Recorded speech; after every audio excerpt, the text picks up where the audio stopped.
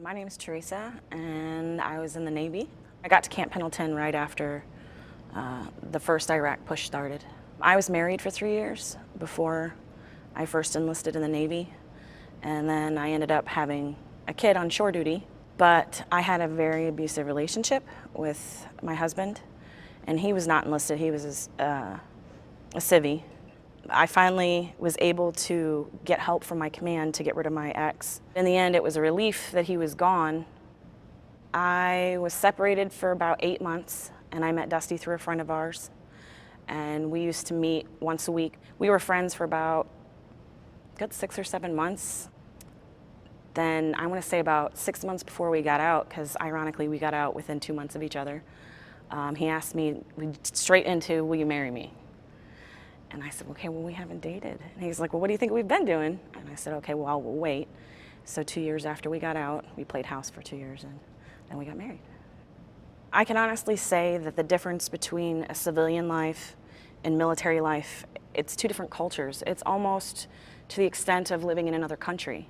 Your mannerisms are different, the respect level is different, how you view your job and how hard you work is different, how you treat each other is way different. There's a closeness between your neighbors and your shop that you don't get when you get out. And I was a military brat when I was born in a Navy hospital. My dad served until I think he served 25 years before he got out, and then I went in shortly after, so that's all I ever knew. So when I got out, it was shock. It was like living someplace completely new. We felt very alone, very alienated, I guess is a good word. We got very frustrated with people in general because of the differences and everything. It's not that they didn't respect us. I think we kind of didn't hold a whole lot of respect for the outside either. So we didn't have patience with people that we should have had. And neither one of us, when we first got out, got help to talk to somebody, you know, because you need somebody to explain to you the differences. I've noticed with me and my issues that when I start to get frustrated and life just seems to pile on too much, I can tell now it starts, I want to say right here, like a pressure. And I get frustrated, like the littlest thing can happen where I can drop something and I can feel it, that it just gets more pressure.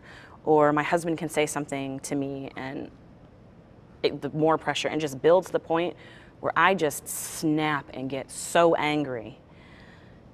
But when I feel that coming on, I know then that it's time to, I use my therapist sparingly, shall we say.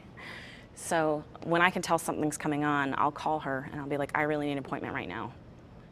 And so me getting help, it's kind of like when everything gets too much, it's like I have this huge weight on my shoulders.